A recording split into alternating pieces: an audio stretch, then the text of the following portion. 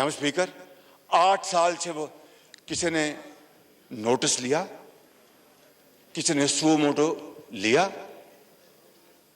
8 سال اندازہ فرمائیں آپ. جناب اسپیکر اس پوری اپوزیشن کو میں یہاں پر پرسنل بات نہیں کروں گا, اجتماعی بات کروں گا اور قوم کی بات کروں گا, اس ملک کے مستقبل کی بات کروں گا. ان 4.25 سالوں میں وہ ہوچیت کنڈے اختیار کیے گئے جس سے ایک مقصد تھا کہ پوری اپوزیشن کو دیوار سے لگا دیا جائے اور ان کا خدا نہ خواستہ نام و نشان مٹا دیا جائے, اور پھر وہ جو ہے کہ وہ کون ہے, وہ پھر وہ سڑکیں خالی اور سنسان, مرزا یار پھرے, گلیاں ہو جائے اپنا سنیا اور مرزا یار پھرے. یہ تھا اس کا, یہ اپنا شاخصہ, یہ سوچ تھی اس کی, یہ اس کی تھنکنگ تھی, اور اس کے لیے کیا کیا حربے استعمال کیا گیا. جناب اسپیکر میں اگر یہاں پر اگر وہ راز کھول دوں تو یہ ایوان جو ہے وہ ورطہ حیرت میں مبتلا ہو جائے گا, لیکن وہ ایک ایسے راز ہے. ہاں جب وہ وقت آیا, فورم آیا تو میں بتاؤں گا. جناب اسپیکر کہنا میں یہ چاہتا ہوں کہ یہ 8 سال یہ دن رات یہاں پر اپنا راگ لاپتہ رہا, چور ڈاکو 4.25 سال.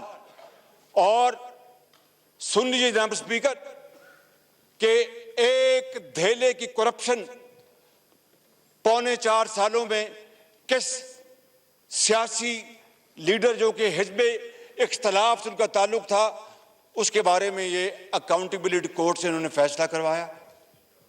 مجھے آپ بتائیں دل پہ ہاتھ رکھ کر. جناب اسپیکر میں آج دل کی باتیں کرنا چاہتا ہوں, کیونکہ یہ قوم کو میں نے وعدہ کیا تھا, اس قوم سے میں نے کہا تھا کہ میں آپ سے ہمیشہ, میں ایک خطاکار انسان ہوں, لیکن میں آپ سے انشاءاللہ کوشش کروں گا کہ اپنے رب کے فضل سے سچ بات کروں, غلط بات نہیں کروں گا, اور اگر ایسی بات ہوگی تو میں خاموش رہوں گا, آپ سے جھوٹ نہیں بولوں گا. جناب اسپیکر کس طرح دن رات جھوٹ بولا گیا, مجھے بتائیں کہ کرپشن, یہ میں آپ کو اس لیے بات آج کر رہا ہوں کہ آج دودھ کا دودھ اور پانی کا پانی ہو جانا چاہیے. مجھے بتائیں ووٹ کی گئی ان کے زمانے میں 52 روپے چینی تھی, 52 روپے ایکسپورٹ کی گئی, اربوں روپے کی سبسڈی دی گئی. جناب اسپیکر اربوں روپے کی سبسڈی, اور سبسڈی کے ساتھ اور مہربانی کی گئی کہ ڈالر اوپر جا رہا تھا اور روپیہ نیچے جا رہا تھا. اس کا مطلب یہ ہوا سادے الفاظ میں کہ اگر ڈالر 100 روپے ہے آج تو 100 روپے ملے گا آپ کو اپنا اس کا ایکسپورٹ سے پروسیڈز.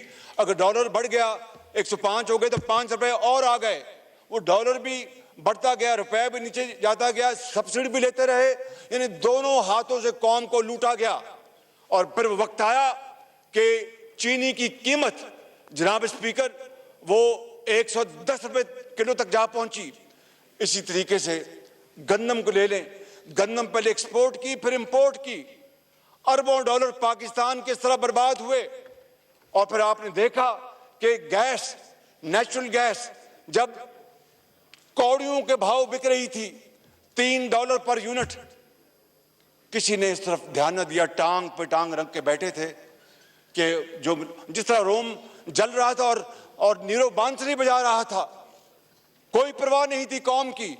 پرواہ ہوتی تو $3 فوراً کیچ کرتے اور کہتے کہ جناب لائیں $3 ہم فوراً خریدے اسپاٹ سے, اور اس وقت لانگ ٹرم ایگریمنٹ بھی $5 پہ ہو سکتا تھا.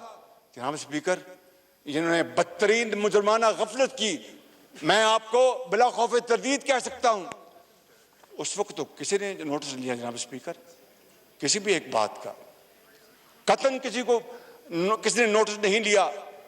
اور جناب اسپیکر ملک کی معیشت تباہی کی طرف بڑھتی رہی. پھر IMF سے ایگریمنٹ کیا, اور IMF کی ایگریمنٹ کی دھجیاں اڑائیں, خود ایگریمنٹ کیا اور دھجیاں اڑائیں, اور پاکستان کو ڈیفالٹ کے بالکل کنارے لگا دیا.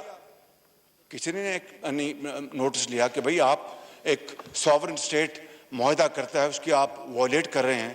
یہ کیوں کر رہے ہیں آپ؟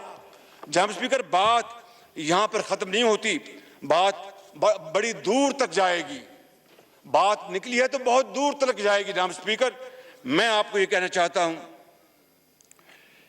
کہ جناب speaker, B R T Peshawar, یہ بات بلا خوف تردید کہی جا سکتی ہے کہ اربوں روپے کے غبن ہوئے، اس میں اسٹے آرڈر لیے جاتے تھے، وفاق اور کے پی حکومت مل کر، کسی نے کوئی نوٹس نہیں لیا۔ ہیلی کاپٹر کیس بند ہوتا ہے، کسی نے کوئی نوٹس نہیں لیا۔ اور وہ ٹورسٹ مقام کون سا ہے؟ وہ مالم جبہ، اس کو جفا ڈال لیا نیب نے۔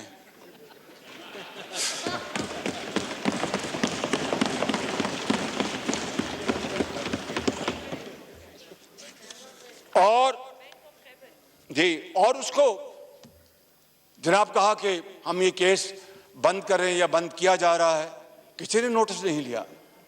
جناب اسپیکر،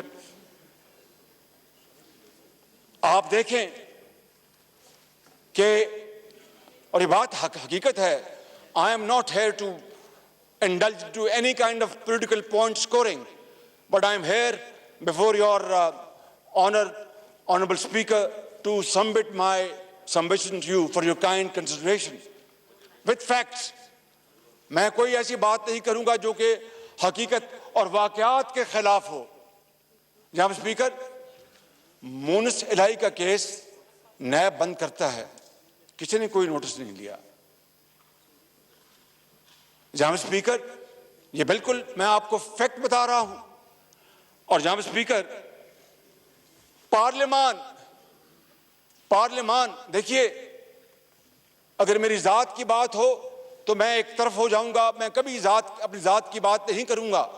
اس لیے میں بلا خوف تردید کہہ سکتا ہوں کہ بیٹیاں گرفتار کی گئیں، بہنیں گرفتار کی گئیں، پھوپھیاں گرفتار کی گئیں، کسی نے کوئی نوٹس نہیں لیا۔ مگر وزیر اعظم کی سکی بہن، ان کی جو انڈکلیئرڈ ایسٹس ہیں، چاہے وہ دبئی میں ہیں چاہے وہ امریکہ میں ہیں، اس کو خاموشی سے ایف بی آر سے اس کو این آر او دلوا دیا جاتا ہے، کسی نے کوئی نوٹس نہیں لیا۔ جناب اسپیکر، حضرت علی کا قول ہے، کفر کا نظام شاید زندہ رہ سکتا ہے، بے انصافی کا نظام زندہ نہیں رہ سکتا۔ جناب اسپیکر، نہیں رہ سکتا۔ کفر کا نظام زندہ رہ سکتا ہے، بے انصافی کا نظام نہیں رہ سکتا۔